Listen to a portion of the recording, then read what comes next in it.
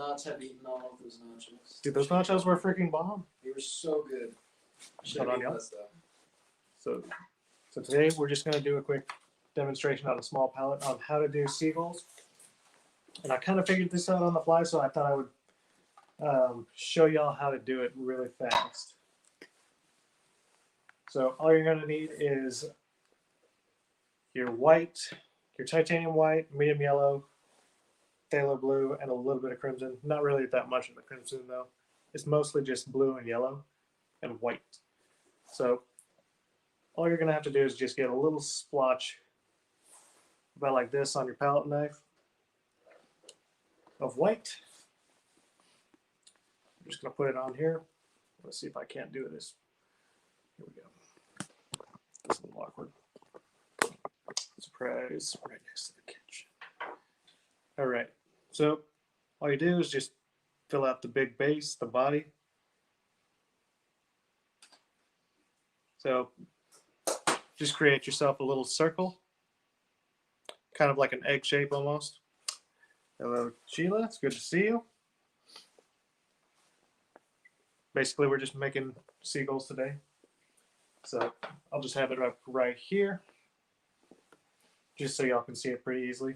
And then I'm going to be gradually forming it. So our objective here with this particular color, or with this particular one, is to create a purple more towards the blue side, but you don't need a whole lot of crimson or white. Honestly, you can just literally poke it right into the crimson.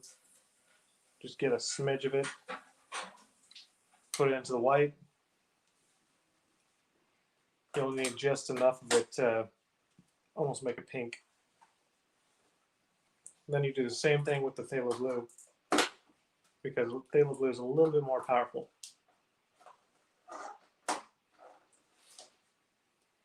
There we go, that's a little bit too much, so I'm just going to put that to the side.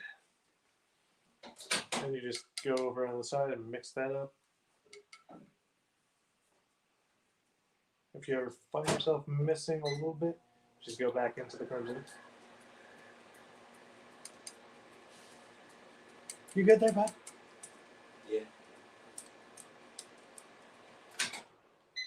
Just feel basic. Yes. Okay. So I'm mixing it down here. And I'm keeping it real bright and towards the blue side.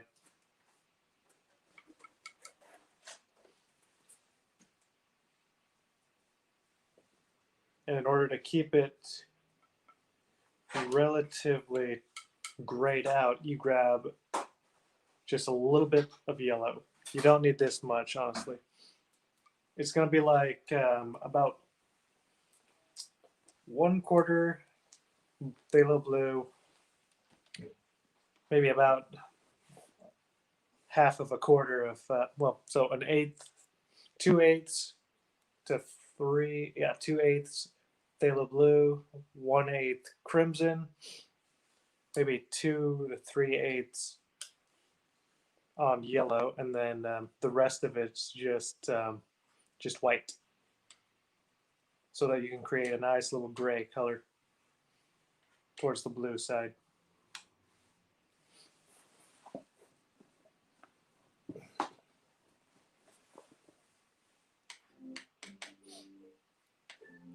And the objective of this portion is to kind of get a reflection of what's below the seagull. So right now we've got the seagull's body, then we're going to go under the seagull right here.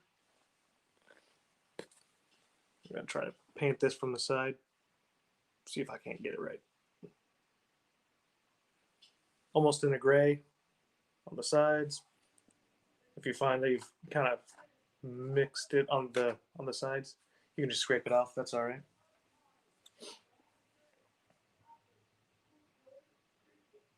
And then you can just take the white, mix it in a little bit, and create a nicer, whiter gray. We'll say the seagulls on some kind of lighter sand. Or what you could do, another way, is to just create a nice brown that's more towards the blue side.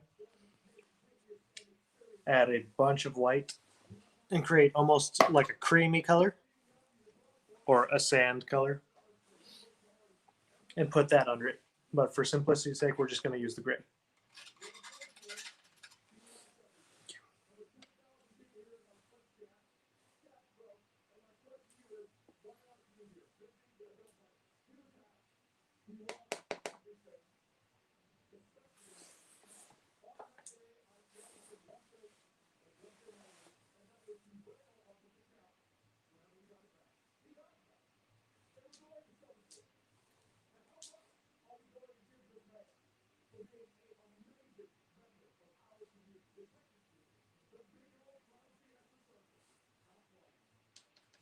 Okay, the next portion, we're just going to get some wings on it and some legs. So you're just going to use a very, very dark color, almost black, but not quite. So what you're going to do is you're going to take some phthalo blue and crimson, mix it together, and come over the back of it and create a wing. So this side, you're just going to line the side of it. Let's see if I can't do this where I can see what I'm doing.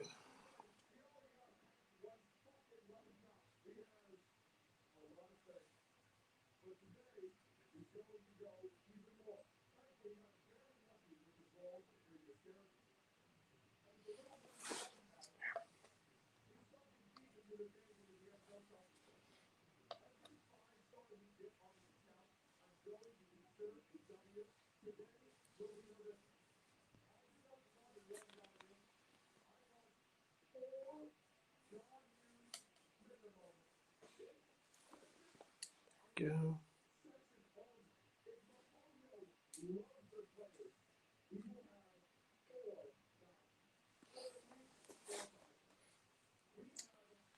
And mind you, this is just the body portion, like the little egg-shaped body.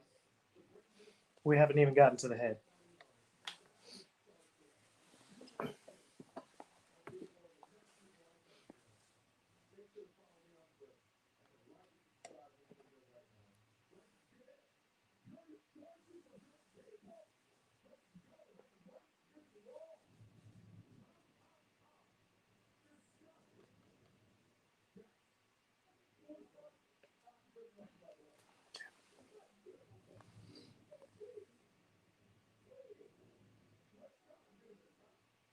There. Now we got a little bit dark on the outer edges.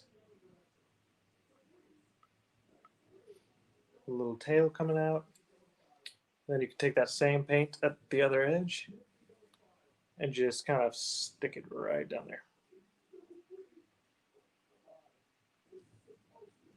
Just draw in those little kind of thin legs, just like that.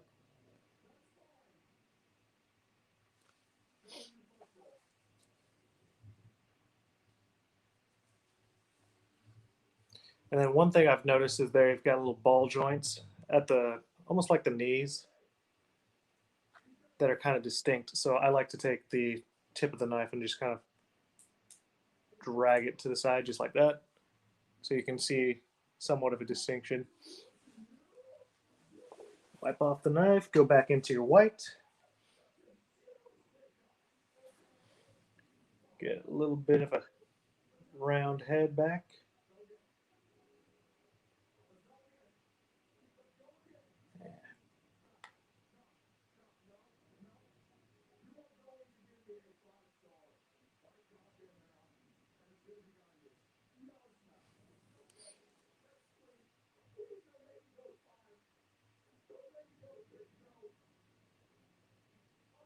You can kind of shape it out however you want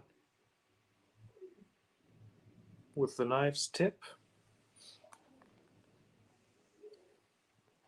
Sometimes I like to add a little bit of brown towards the bottoms to reflect the sand, so that's what we're going to do. Just take a little bit of that lighter brown color towards the bottom.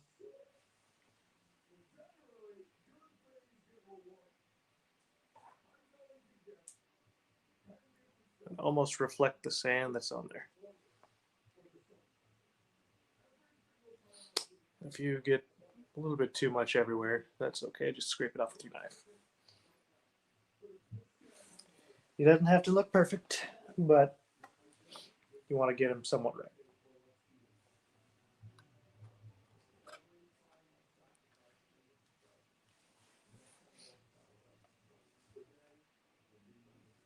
Here, I'm actually going to change. So I put the head just a little bit too centered on him, so I cut it off. We have a decapitated seagull. Now I'm just going to take the same glop of paint and kind of shift it over a little bit right here. That way we can, reform it. Then I'm going to stick out a beak on the other side.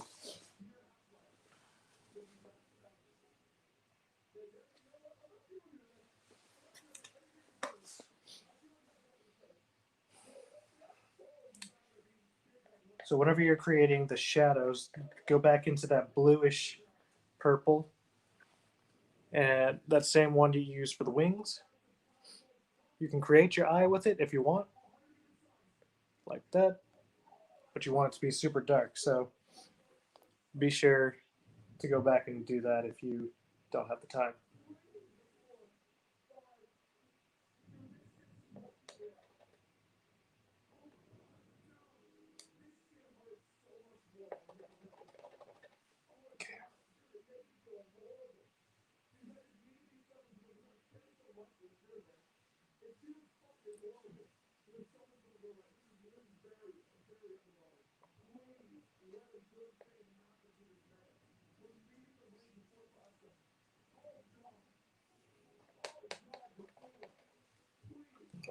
So we've got that purple towards the blue side. Just going to come over the back. And you can mix it in with the white just a little bit to create some shadows.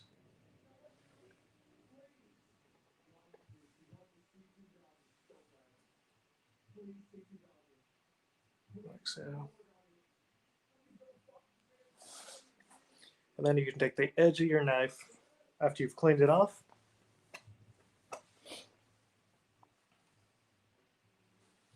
And I usually like to take a smaller knife with a better tip. That way I can fine point it in.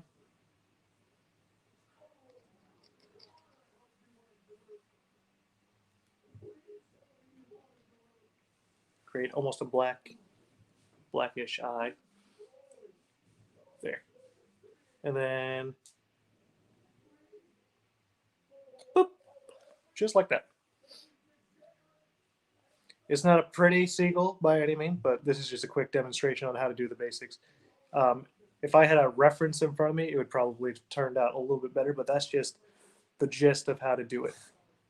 Whatever the color is below the seagull, you want to be sure to capture the reflections under it. So in my case, I'm going to do this color, which is almost a brownish color. So basically, the sand that's under it, we want to be sure to put that a little bit brighter, or a little bit of a brighter version of that sand under the seagull, so you can see the reflection on the feathers. Just something I learned just yesterday, so I decided to show y'all. It's a little bit grayed out because it's in the shadows, but it still reflects the sunlight, bounces off of the sand and hits the bottom. And these are just the different colors of the feathers and stuff. Then you've got the different variations in color on your seagulls' back, like the back of the heads, the beaks. And then if you're painting it big enough, you can add a little bit more details to the beak, like a little highlight on the top where you see, the sun reflecting on it. Or if it's like an orange beak, then you can do that. But a lot of times they don't have orange beaks. So it just depends on what you want to do and how big you want to paint it, how much detail. This one's actually barely the size of my thumb, so there's not a whole lot of room for error or room for a whole lot of detail. So that is how you paint yourself a small, dinky little seagull. Hope y'all enjoy. If y'all have any questions, just shoot me a message down below, or a message in my inbox later. Hope y'all enjoyed that little tidbit. And that is all. Have a good night. Love y'all. Bye. Let's go.